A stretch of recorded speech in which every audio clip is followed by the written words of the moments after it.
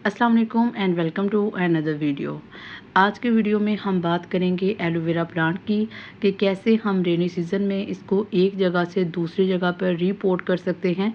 ठीक है जी। और कैसे हम इसकी जो ग्रोथ है उसको कुछ ही दिनों में बढ़ा सकते हैं और न्यू पफ्स जो हैं वो हासिल कर सकते हैं। तो सबसे पहले आपने एलोवेरा को उखाड़ लेना है किसी भी जगह पे जहाँ पे इसकी ग्रोथ जो है वो अच्छी नहीं हो रही। तो मैंने एक एलोवेरा प्लांट जो है इसको ले लिया है। ठीक है जी। तो सबसे पहले आप इसकी जड़ों को देखेंगे।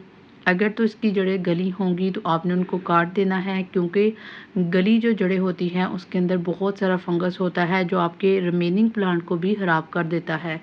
तो आपने फ़र्स्ट इसको रिमूव कर देना है। सेकंड बात कि आपने इसके पत्ते देखने हैं। जो सा भी पत्ता ब्राउन है या गला हुआ है या ख़राब है या कहीं से उसको कट्स लगे हुए हैं, तो आपने क्या करना है, आपने उसको उतार के फेंक देना है। उसकी वजह ये है कि जब एक पत्ता ब्राउन होता है तो वो फंगस जो है वो दूसरे पत्तों के ऊपर भी चली जाती है। तो इस तरह आहिस्ता आहिस्ता पौधा जो है वो ख़राब हो जाता है। तो फर्स्ट आपने इसके जो पत्ते हैं इनको चेक करना है। तो मेरा जो प्लांट है इसके पत्ते जो है सब के सब बिल्कुल ठीक हैं, तो इसलिए मैंने किसी को भी नहीं उतारा। इसके बाद आप इसका स्टेम देख सकते हैं कि इसके ऊपर बहुत सारी लेयर्स होती हैं, आपने इनको भी रिमूव करना है। न्यू स्टेम को निकालना है क्योंकि इसने अगेन मिट्टी के अंदर जाना है। जब आप इसका न्यू स्टेम निकालेंगे तो इजीली ये जो है वो मिट्टी से वाटर को एब्जॉर्ब करेगा और इसकी ग्रोथ जो है वो अच्छी होगी। ठीक है जी। इसके बाद तीसरी चीज़ जो आपने देखनी है वो है मिट्टी। मिट्टी हमेशा आपने वो देखनी है जिसमें कम पानी हो, क्योंकि एलोवेरा को बहुत कम पानी चाहिए और रेनी सीज़न में भी आपने इसको उस जगह पे लगाना है, उस मिट्टी के अंदर लगाना है जहाँ पानी कम हो। ठीक है जी। इसके अलावा चौथी बात, आपने हमेशा जब भी इसको लगाना है आपने इसको दरमियान में लगाना है। अगर दरमियान में लगाएंगे तो इसकी ग्रोथ अच्छी होगी, इसको सपोर्ट मिलेगी। इसके अलावा इसकी जो प्लांट्स जो ये न्यू पफ्स पैदा करेगा वो भी ज़्यादा पैदा करेगा। पांचवी बात ये कि आपने इसके पत्ते चेक करने हैं, जोन से भी इनके जो टॉप्स हैं ब्राउन हो चुके हैं, आपने उन सभी को काट देना है। क्योंकि जब टॉप जो है वो ब्राउन होते हैं तो आहिस्ता आहिस्ता इसके नीचे वाले पत्ते जो हैं वो भी ब्राउन होना स्टार्ट कर हो जाते हैं। तो इसलिए आपने क्या करना है, कोई भी छुरी की मदद से, कैंची की मदद से इसको काटते जाना है वन बाय वन। ठीक है। अच्छा, ये जो आप ब्राउन जो इसके पत्ते जो हैं वो काट के फेंक रहे हैं, आप इसको ये भी कर सकते हैं कि इसको एलोवेरा की मिट्टी में भी डाल सकते हैं।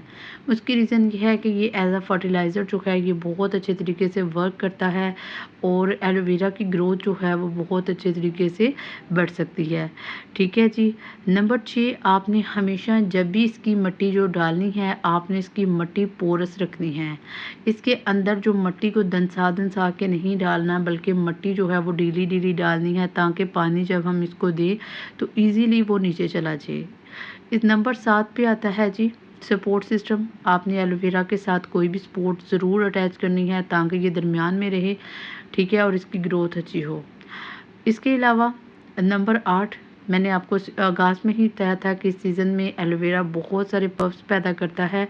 तो ये जो प्लांट मैंने पहले लगाया था ये एक मदर प्लांट था, इसके साथ 2 पफ्स भी थे। ठीक है। तो 2 इसने प्लांट्स पैदा किए थे, इनको मैंने अलग जो है एक और गमला लिया और उसके अंदर मैं इसको लगा रही हूँ। उसकी वजह ये है कि जब एलोवेरा के साथ पफ्स रहते हैं तो उसकी अपनी ग्रोथ जो है वो ख़राब हो जाती है, क्योंकि जितना भी मिट्टी के अंदर न्यूट्रिशन होती है वो न्यू पफ्स जो हैं वो एब्ज़ॉर्ब कर लेते हैं और एलोवेरा जो है, ओरिजिनल एलोवेरा जो है, उसको मदर प्लांट को कोई ख़ास न्यूट्रिशन नहीं मिलती, वो ख़राब होना शुरू हो जाता है और इससे नुकसान ये होता है कि मज़ीद न्यू पफ्स आपको नहीं मिलते। तो आपने क्या करना है, आपने न्यू पप्स को उतारना है और किसी और जगह पे इनको लगा देना है ताकि इनकी ग्रोथ भी बढ़े और ये भी मदर प्लांट में कन्वर्ट हो और मज़ीद आगे जाके ये प्लांट्स पैदा करें। आप देख सकते हैं मेरा एक प्लांट के मैंने ये मदर प्लांट के साथ पहले था। ठीक है। तो इसको मैंने उखाड़ के एक न्यू जगह पे लगाया है। तो अब ये देखिए माशाल्लाह ये खुद एक मदर प्लांट बन चुका है।